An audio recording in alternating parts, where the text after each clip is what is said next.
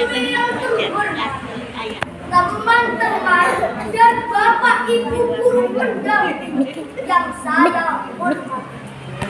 Kali ini saya akan berkumpul dengan tema legenda Gunung Bukit. Joko Bodo merupakan anak dari seorang janda dari desa Dadamani yang dikenal sebagai Pohon Berkelanjutan. Dan saat ini desa Dadaman berubah menjadi Boyolali. Inilah cerita selengkapnya. Dahulu kala hiduplah seorang gadis yang cantik jelita. Dia merupakan seorang resi atau pendeta yang bernama Wingan. Yang tak lain dan tak bukan merupakan sosok Nyi Roro Kumbang-Sore, anak dari Pangeran Kedalam dari Bumbu Bodo. Dia memutuskan menjadi seorang resi setelah seseorang yang dicintainya tewas dibunuh oleh Pangeran Kedalam dan Kiai Hasan Besari. Pengkhianatan yang dilakukan oleh Kiai Hasan Besari terhadap gurunya Kiai Hasan yang menjadi awal mula kisah.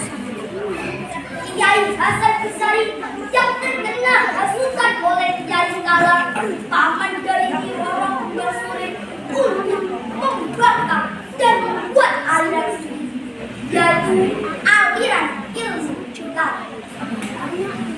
Akhirnya Kiai Pacet menyuruh putra mahkota Rajapati dan muridnya untuk menangkap Kiai Hasan Besari. Namun putra mahkota Majapahit tewas saat bertarung dengan Kiai Hasan Besari. Raja Majapahit yang mendengar putra mahkotanya tewas dibunuh Kiai Hasan Besari menunggu Pangeran Lembu Peteng untuk mencari keberadaan Kiai Hasan Besari. Hei Pangeran Lembu Peteng, tolong boleh orang nendi panggunane Kiai Hasan Besari kon maju aksi gare kok gawe kontan duwe aliran dia. Siapa jual seni kedawa melaksanakan. Namun di tengah perjalanannya Joko Bodo justru bertemu dengan gadis yang cantik jelita yang tak lain bernama Sri Nyi Roro Kumbang-Sore. Cinta pada pandangan pertama membuat mereka lupa akan bahaya yang mengintai mereka. Justru Pangeran Lembu Peteng lupa akan tugasnya untuk mencari keberadaan Kiai Hasan Besari. Justru Pangeran Lembu Peteng sedang dimabuk cinta dengan kecantikan Nyi Roro Kumbang-Sore. Oh, anak bocah ayu para sini. Dak neo sakat jadi bojoku apa tak seneng bisa. Pangeran Kalang yang mengetahui hal ini memberitahukan kepada Pangeran Kedalam yang telah bersembunyi di dunia. Pangeran Kedalam murka dan terjadilah pertarungan antara Pangeran Kedalam dan Lembu Peteng. Namun hasilnya imbang dan mereka berhasil kabur dari pengejaran. Nyi Roro Kumbang-Sore dan Pangeran Lembu Peteng memutuskan untuk pergi ke Majapahit. Namun di tengah perjalanan pertarungan kembali lagi. Namun Pangeran Kedalam meminta bantuan kepada Kiai Hasan Besari untuk membunuh Pangeran Lembu Peteng. Pertarungan sengit yang tak imbang membuat Pangeran Lembu Peteng tewas. Innalillahi wa inna ilaihi raji'un. Dia tewas dan jasadnya dibuang ke sungai. Sungai itu sampai sekarang dikenal dengan nama Sungai Lembu Peteng. Tak terima akan perbuatan ayahnya, Nyi Roro Kumbang-Sore pergi meninggalkan ayahnya. Hatinya begitu sakit dan hancur karena cinta pertamanya telah tewas di depan kedua matanya sendiri. Sekolah apa kalian pulang? Padahal pulang tresno oleh Kang Mas Lembu Peteng. Tapi malah Romo segawe batine. Dia memutuskan untuk lari dan berhentilah suatu desa yang bernama Desa Bedakan. Di situ tinggallah seorang pohon berdebar dan anaknya yang bernama Dok, ojo susah, ojo nangis, seliramu gue masalah apa? Ayo mulai pemesi kok. Enggak, Mbok Rondo pun mengizinkan Nyi Roro Kumbang Sore untuk menggunakan Joko Bodo yang melihat kecantikan Nyi Roro Kumbang Sore jatuh hati kepadanya. Roro, kamu begitu cantik. Apakah kamu menjadi istriku? Tidak, aku belum mencintaimu. Berulang-ulang kali Joko Bodo mengungkapkan cintanya kepada Nyi Roro Kumbang Sore. Namun hanya penolakan tidak dapat. Hari demi hari Joko Bodo melakukan hal yang sama. Dan akhirnya Nyi Roro Kumbang Sore memberikan sebuah syarat, yaitu 40 hari 40 malam kamu harus bertapa dan kepalamu harus ditutupi dengan kita.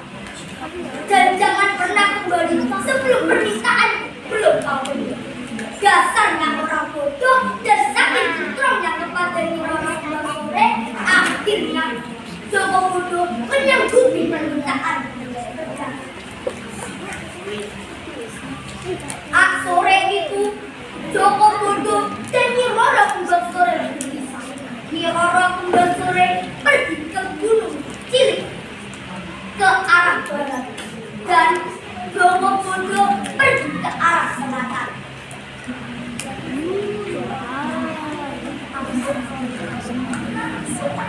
Saat Bodo mengetahui mereka berdua tidak ada di rumah, sangat panik mencari.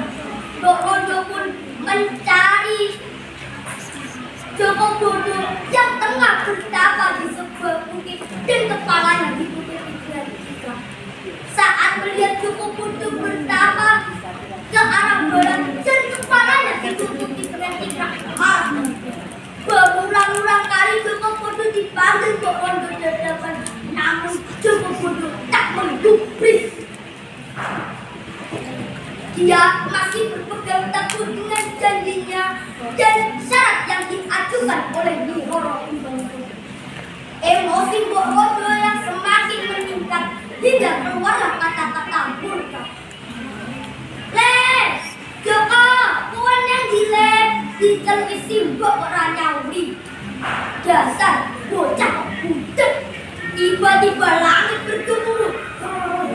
Bumi goncang ganjing, hari kita menyambar-nyambar, dor dan mengenai Joko Bodo. Mbok Rondo yang tak sengaja mengeluarkan kata amarahnya seketika menangis terseduh-seduh melihat anaknya yang berubah menjadi batu. Dan tempat itu kini dikenal sebagai Joko. Nyi Roro Kumbang Sore hanya bisa berpasrah melihat segala kejadian itu terjadi dari kejauhan. Dan kini tempat itu dikenal sebagai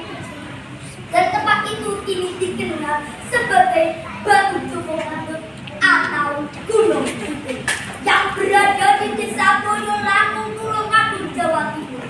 Dan Nyi Roro Kumbang Sore memutuskan untuk tidak menikah dan bertapa di Gunung Cilik hingga selamanya.